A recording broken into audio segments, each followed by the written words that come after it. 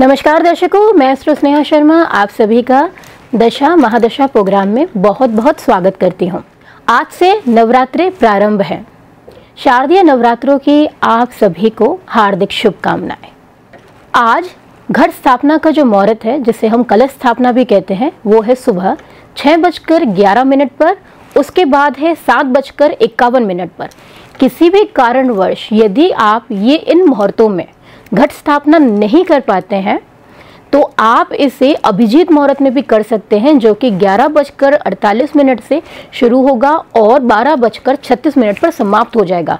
तो 11:48 से लेकर 12:36 के मध्य भी आप यहाँ पर घट स्थापना यानी कि कलश स्थापना कर सकते हैं।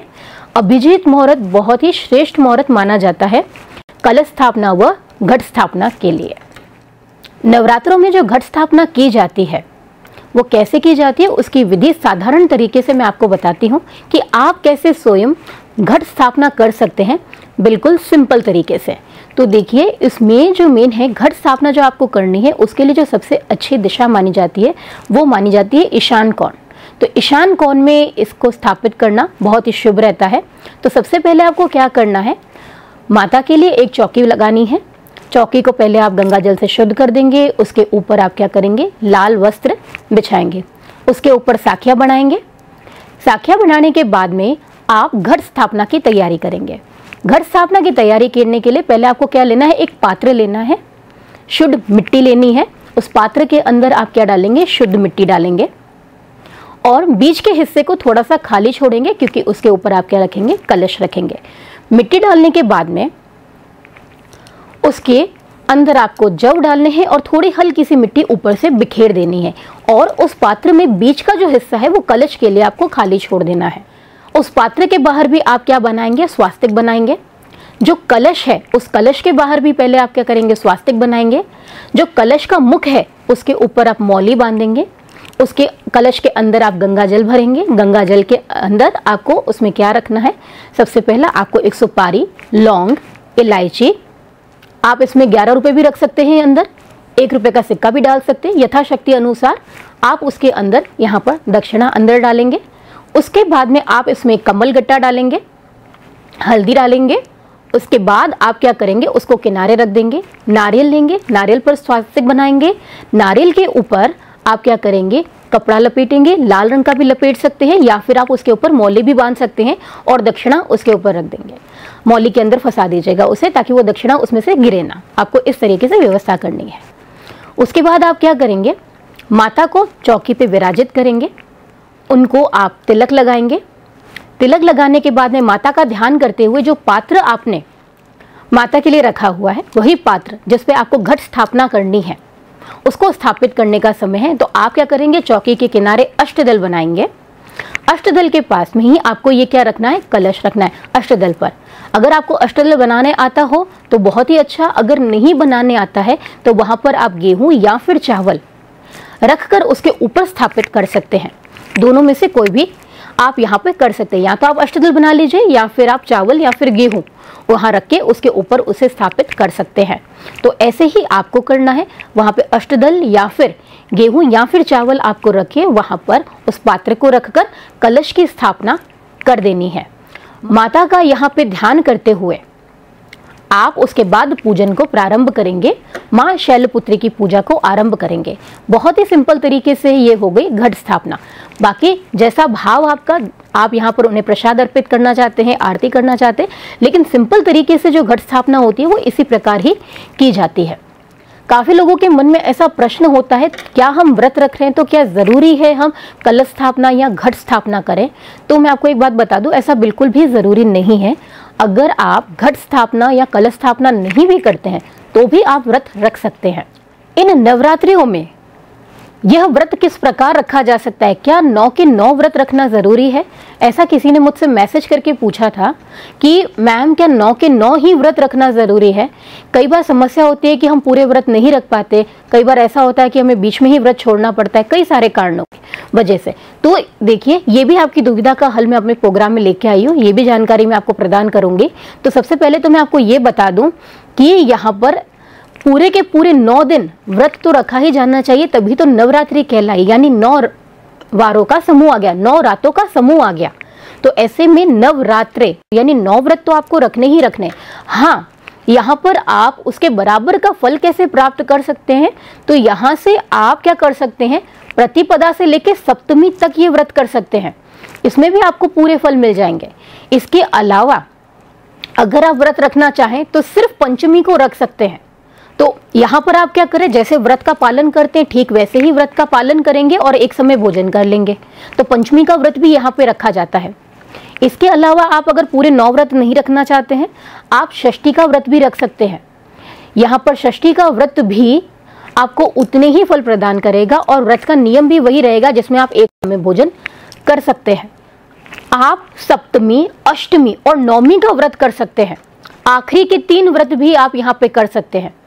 यहाँ पर भी आपको पूरा का पूरा फल ही यहाँ पर प्राप्त होगा।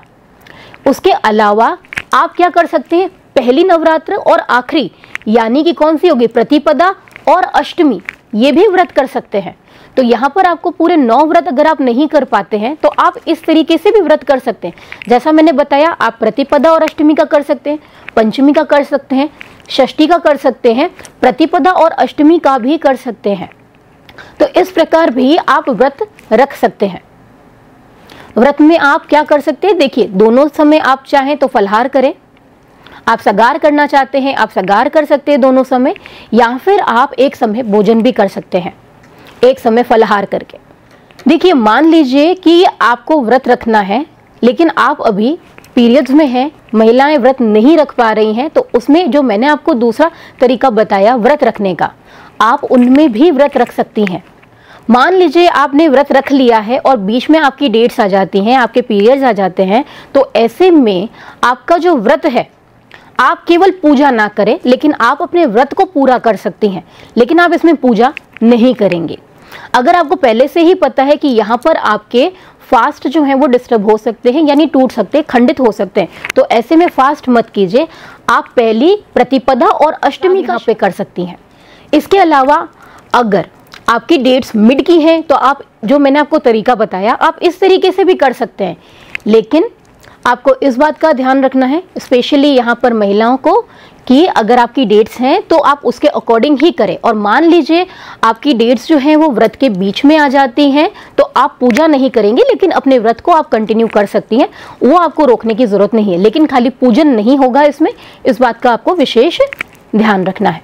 इसमें आपको अपने व्रत को समाप्त करने की आवश्यकता नहीं है, नहीं तो आप उसी हिसाब से अपना शेड्यूल, अपनी डेट्स को ध्यान में रखते हुए आगे कर सकती हैं। नवरात्र जो प्रारंभ है वो है 26 सितंबर से लेके 5 अक्टूबर तक। जो पहला नवरात्रा रहेगा यानी घट स्थापना वाला और माँ शैलपुत्री का दिन वो है 26 सितंबर को। 27 को जो रहेगा वो माँ ब्रह्मचारिणी की पूजा उस दिन होगी क्योंकि द्वितीय नवरात्र है। 28 तारीख को है तृतीय नवरात्र जब माँ चंद्रघंटा की पूजा की जाएगी। 29 तारीख को चतुर्थ नवरात्रा रहेगा जिसमें माँ कुष्मांडा की पूजा होगी। 30 सितंबर ये है हमारा पंचमी नवरात्र यानी 5वां नवरात्र, यहाँ पर माँ स्कंद माता की पूजा होगी। 1 अक्टूबर को माँ कात्यायनी की पूजा होगी जो कि है छठा नवरात्र। 2 अक्टूबर माँ कालरात्रि 7वां नवरात्र। 3 अक्टूबर को महा गौरी की पूजा होगी जो कि है यहाँ पर अष्टमी। और 4 अक्टूबर यहाँ पर जो पूजा होगी वो होगी जो कि महानवमी कहलाई, यानी कि जहाँ पर हमारा नवरात्र जो है वह पूरा होगा। और 5 अक्टूबर को माँ दुर्गा का विसर्जन भी है और यहाँ पर दशहरा भी। नवरात्र प्रारंभ में स्थापना वाले दिन हम क्या क्या उपाय कर सकते हैं जिससे हमें बराबर का लाभ मिलना शुरू हो जाए अगर हमारे जीवन में समस्या चल रही है, तो इनमें से कुछ उपाय, अचूक उपाय मैं आपके लिए लेके आई हूँ।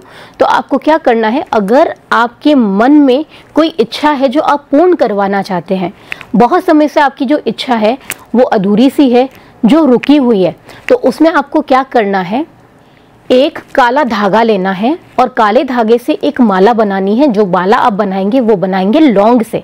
उस लौंग से आपको माला बनानी है और नवरात्रि के स्थापना वाले दिन आपको माता को अर्पित करनी है और माता से अपने मन की इच्छा कहनी है, लेकिन वही मन की जो इच्छा है वो आप अपने मन में कहेंगे, ऐसे कहेंगे कि किसी और को सुनाई ना दे। वो इच्छा कहते हुए आपको माता को वो माला जो है वो अर्पित करनी है। और वह जो माला है वह आप जिस दिन माता का विसर्जन होगा, यानी कि दशहरे के दिन, उसी दिन आपको वो माला वापस अपने पास रख लेनी है। और उसके बाद जिस दिन आपकी वो मनोकामना पूर्ण हो जाए, उसके बाद उस माला का भी आपको क्या कर देना है, विसर्जन कर लेना है।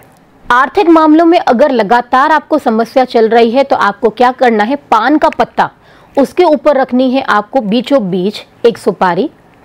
सुपारी के साथ में आप यहाँ पर 3 लौंग, 3 इलायची, 3 कमल गट्टे, गूगल का टुकड़ा, और यहाँ पर आप क्या करेंगे, उस पे हल्का सा हल्दी और केसर मिला के उसके ऊपर आपको यहाँ पर 9 माताओं के नाम, यानी प्रतिपदा से लेके 9वीं तक सभी नामों को लिखना है उस पत्ते पर। बस इतना सा ये करना है, जिसमें आपके जो पत्ते रहेंगे प्रत्येक पत्ते पे एक नाम। तो पत्ते कितने लगेंगे, यहाँ पे 9, तो 9 पत्तों के ऊपर नाम लिखकर उनको अर्पित करना है।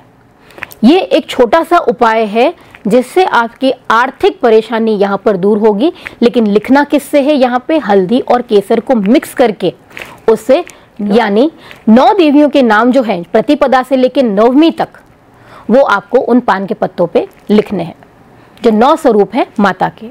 व्यापार में अगर किसी की रुकावट आ रही है तो करिए ये अचूक उपाय नवरात्रि में घट स्थापना वाले दिन। करना ये है कि लाल कपड़े में लाल गुंजा बांध के माता के चरणों में अर्पित करनी है आपको। और विजयदशमी वाले दिन सुबह सुबह माता के विसर्जन से पहले पहले आपको ये उनके चरणों से लेनी है। उसके बाद माता का विसर्जन होगा। ये माता के चरणों से लेके आप अपनी कैश वाली जगह पर इसको रख दीजिए। फिर देखिए आपका व्यापार कितना बढ़ने लगता है। विवाह में जिनकी रुकावट आ रही है तो उनको ये करना है कि नवरात्रा स्थापना के बाद में, यानी घट स्थापना के बाद में, आपको भगवान शिव और माँ पार्वती का एक चित्र जो है वो पूजा स्थल में रखना है, विधिपूर्वक उनकी पूजा करनी है। उसके बाद ये जो मंत्र मैं आपको बता रही हूँ, उस मंत्र को आपको 3, 5, 7 या 11 माला के रूप में आपको प्रतिदिन इसका जाप करना है। ओम शं शंकराय सकलः जनमर्जित पापः विध्वंसनाय पुरुषाय चतुष्टाय लाभाय च पति में देहि करु करु स्वाहा, इस मंत्र का जाप करना है। ये तो हमने जाना स्थापना से संबंधित कुछ बातें व कुछ उपाय, जिनको अपनाकर आप अपने जीवन में परिवर्तन ला सकते हैं और माता की कृपा को प्राप्त कर सकते हैं। अब मैं चाहूंगी आपसे विदा।